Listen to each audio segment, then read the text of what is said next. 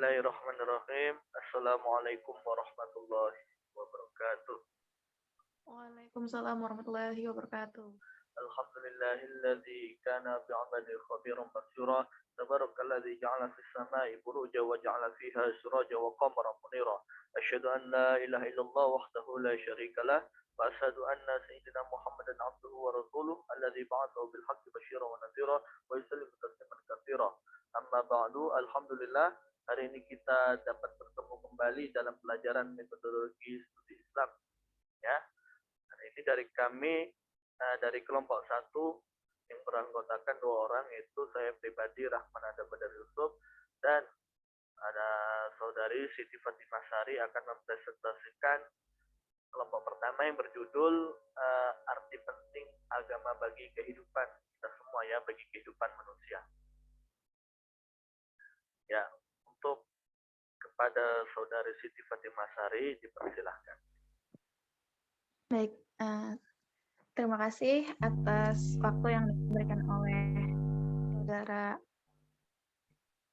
Ramadana kepada saya. Baik, untuk arti penting agama bagi manusia, agama ini memiliki peran yang sangat penting sebagai pengatur sosial, yang mana selain mengatur, juga membawa nilai-nilai positif dalam kehidupan manusia. Baik itu norma-norma, yang mana di sini norma itu menjadi petunjuk bagi manusia sehingga memberikan pengaruh yang luar biasa dalam kehidupan sehari-hari.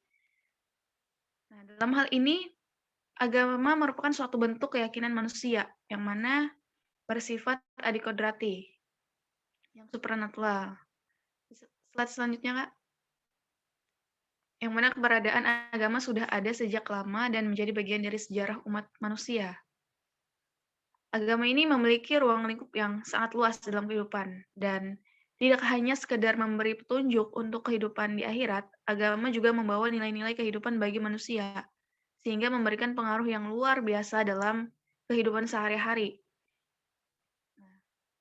Kalau untuk agama sendiri, agama ini merupakan sistem yang mengatur kepercayaan serta peribadatan kepada Tuhan Yang Maha Kuasa serta tata kaidah yang berhubungan dengan budaya dan juga pandangan dunia yang mana menghubungkan manusia dengan bagaimana cara dia hidup, bagaimana cara dia beribadah.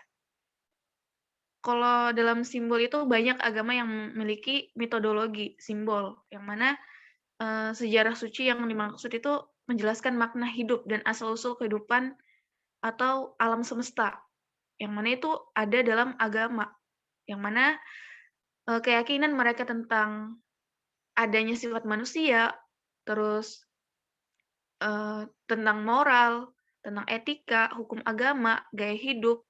Nah, ada sebuah penelitian yang mengatakan beberapa perkiraan antara sekitar 4.200 agama yang ada di dunia. Jadi, agama ini merupakan poin yang penting yang harus dimiliki oleh manusia agar dia memiliki yang namanya tata kehidupan. Bagaimana cara dia beribadah, bagaimana cara dia hidup.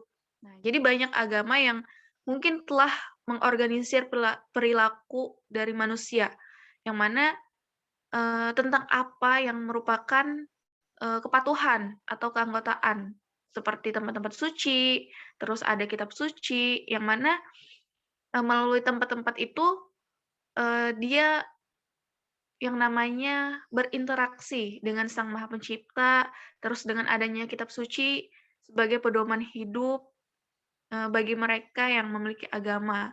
Nah, jadi kalau dalam praktik agama ini mencangkup yang namanya ritual, terus semacam pemujaan. Nah, kalau di agama non-Muslim kan ada yang namanya pemujaan dewa, pemujaan dewi, terus macam kayak pesta-pesta semacam itu gitu. Jadi kalau dalam aspek budaya manusia itu banyak gitu tentang agama. Nah, kalau kata agama kadang-kadang digunakan bergantian dengan iman. Nah, kalau kita berbicara tentang agama pasti kita sering dengar, oh agama itu iman gitu ya kan. Yang mana sistem kepercayaan atau kadang-kadang, mengatur tugas dari manusia, bagaimana dia sebagai manusia, misalnya kita beragama Islam, kita sholat gitu, kita diwajibkan untuk sholat, puasa, semacam itu. Namun ada beberapa, menurut ahli sosiologi gitu, semacam Emil Durkheim, yang mana, menurut beliau agama itu berbeda dari keyakinan pribadi karena merupakan sesuatu nyata sosial gitu. Yang mana juga beliau mengatakan bahwa agama adalah suatu sistem yang terpadu yang terdiri atas kepercayaan dan praktik yang berhubungan dengan hal yang suci.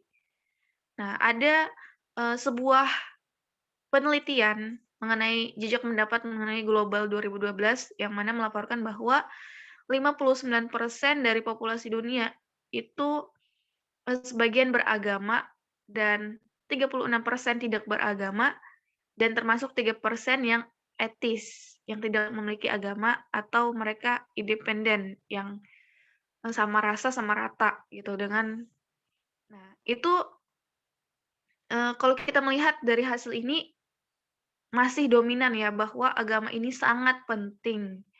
Dari setengah lebih dari penduduk yang ada di dunia ini gitu. Jadi kalau kita, jabarkan menurut Kamus Besar Bahasa Indonesia, agama ini, merupakan pengatur sistem yang mana mengatur tata keimanan atau kepercayaan, terus keyakinan serta, pengabdian kepada Sang Pencipta yang mana, di sini terkandung yang namanya tata kaidah yang berhubungan dengan pergaulan manusia, hablum minallah, hablum minannas gitu, dan manusia serta lingkungan yang ada di sekitar. Jadi kalau kita ambil dari kata, agama ini berasal dari bahasan Sekerta gitu, yang mana, di artinya itu cara hidup gitu. Cara hidup bagaimana kita bersosialisasi dengan masyarakat, bagaimana kita berinteraksi dengan yang lebih tua, yang lebih muda, semacam itu. Jadi kalau kita ambil, mengenai konsep, ini masuk dalam religi gitu yang berasal dari bahasa Latin, religius biasanya ya. Nah ini, mengikat kembali yang mana, seseorang mengikat dirinya kepada Tuhan. Nah kalau definisi agama sendiri, secara singkatnya itu, agama merupakan suatu lembaga atau institusi yang mana mengatur kehidupan rohani manusia untuk, eee, apa ya, dikenal sebagai agama-agama gitu, yang perlu yang namanya titik persamaan atau titik perbedaannya. Slide selanjutnya, Kak. Manusia memiliki kemampuan terbatas, kesadaran dan pengakuan akan keterbatasannya, menjadikan, keyakinan bahwa ada sesuatu yang luar biasa di luar dirinya gitu. Jadi, sesuatu yang luar biasa itu, eee, berasal dari sumber yang luar biasa juga. Jadi maksudnya di sini tuh, memiliki bermacam-macam agama, contohnya aja kita di Indonesia nih ya, kita memiliki 6 agama yang diakui, seperti agama Islam, Buddha, Hindu, Kristen, Katolik, dan sebagainya. Nah, itu kan ada 6. Nah, di sana kan, bermacam-macam tuh, bagaimana bahasa mereka berinteraksi dengan Sang Maha Pencipta, kalau kita kan dengan Allah gitu, dengan Tuhan. Nah, kalau orang Hindu, Buddha tuh kan ada yang namanya mereka dewa, dewi gitu. Nah, semacam itu. Nah, dan ada juga yang mana hanya menyebut sifatnya saja, seperti kita biasanya menyebut Allah yang Maha Pengasih, Maha Penyayang gitu, seperti itu. Jadi, keyakinan ini atau agama ini membawa manusia untuk mencari kedekatan diri kepada Tuhan dengan cara menghambakan diri, yang mana menerima segala kepastian yang menimpa diri dan sekitarnya dan yakin berasal dari Tuhan gitu, dan menaati yang mana aturan, hukum, dan lain sebagainya yang mana berasal dari Tuhan. Jadi kalau agama itu kan secara singkatnya lagi agama penghambaan manusia kepada Tuhan, itu. Nah, di sini pun ada, 3 unsur yang mana, bisa dikatakan agama gitu. Yang pertama manusia, terus penghambaan, terus Tuhan. Nah, maka, suatu ajaran ketika mengandung 3 unsur ini, maka itu disebut agama, gitu. Harus ada manusianya, terus penghambaannya, bagaimana dia, beribadah kepada Tuhannya, terus ada Tuhan yang disembah, gitu. Nah, kalau untuk menurut beberapa ahli kan tadi, eee, bahwa, kita semacam manusia dengan dunia gaib gitu juga ada ya kan, mengatur khususnya kepada Tuhan gitu ya kan, kita nggak lihat yang namanya Tuhan, tapi kita bisa merasakan dengan kalbu kita. Nah, kalau untuk tujuannya sendiri, apa tujuan dari agama? Nah, agama itu bertujuan agar kehidupan ini tuh sesuai dengan aturan yang berasal dari Tuhan, yang mana membuat manusia mendapatkan kebaikan di dunia ataupun di akhirat. Jadi bukan hanya di akhirat saja, tetapi ketika kita memiliki agama, kita memiliki tujuan hidup, kita memiliki yang namanya aturan hidup, tata cara hidup yang benar dan teratur gitu. Baik, mungkin itu saja yang bisa saya sampaikan. Saya kembalikan ke Yus Saudara Yusuf. Oke, ya saya lanjutkan. Di sini kemudian ada namanya fungsi agama. Fungsi agama ini berperan penting ya bagi kehidupan kita sendiri. Ya, dalam proses kehidupan ini agama memiliki fungsi-fungsi yang sangat penting, ya, yang sangat berpengaruh dalam kehidupan ini. Ya, kita rangkum menjadi 4 perkara. Yang pertama ada fungsi edukatif. Fungsi edukatif ini ialah memberikan bagi penganut setiap agama atau setiap individual yang berperan penting dalam kehidupan yang dalam agama tersebut, itu memberikan sebuah pelajaran ataupun pendidikan yang mana ajaran tersebut harus dipatuhi oleh para penganutnya, yang berfungsi untuk menyuruh atau melarang seorang bertindak entah itu dalam kebaikan, dan agar setiap penganutnya itu menjauhi segala apa yang telah dilarang oleh agamanya masing-masing. Yang pastinya edukatif ini sangat berpengaruh terhadap kebaikan individual orang yang menganut dalam agama tersebut. Seperti agama kita sendiri, yaitu agama Islam. Apa yang dalamnya banyak sekali ajaran-ajaran membuat kita semakin lebih baik dalam kehidupan ini. Kemudian yang kedua ada namanya fungsi penyelamat. Fungsi penyelamat ini ialah setiap orang pasti menginginkan dirinya selamat dimanapun berada.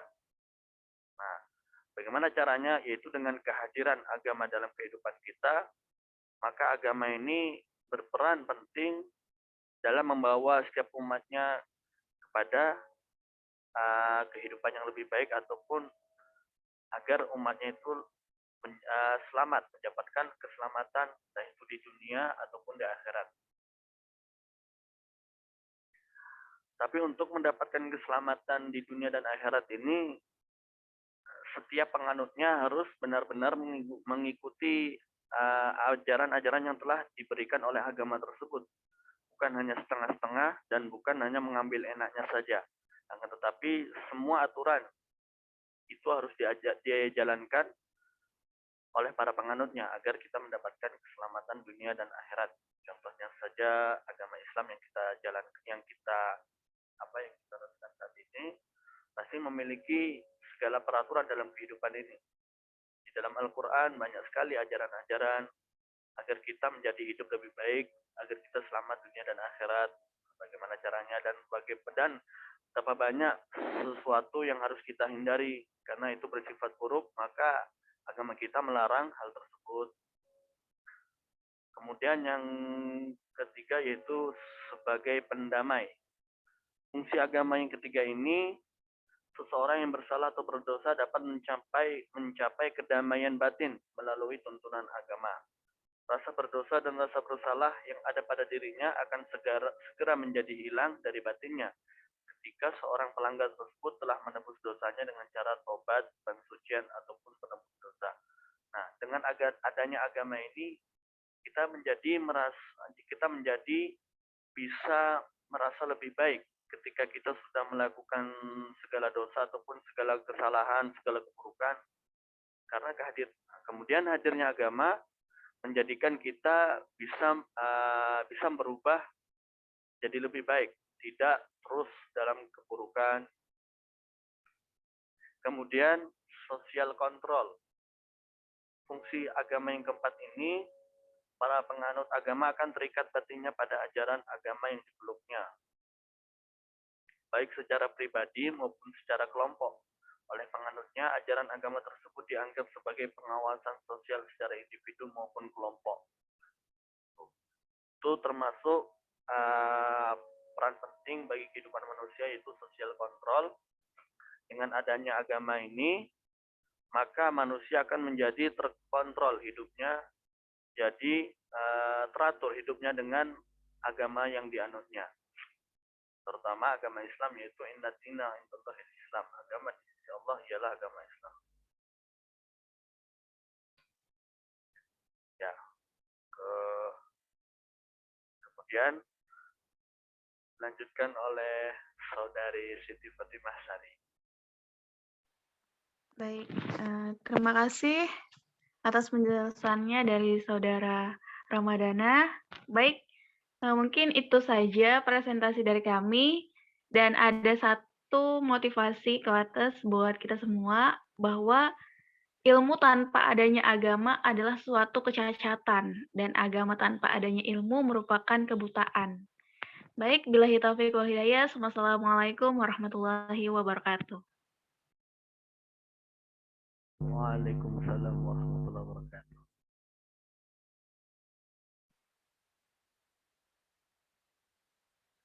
Rekorde.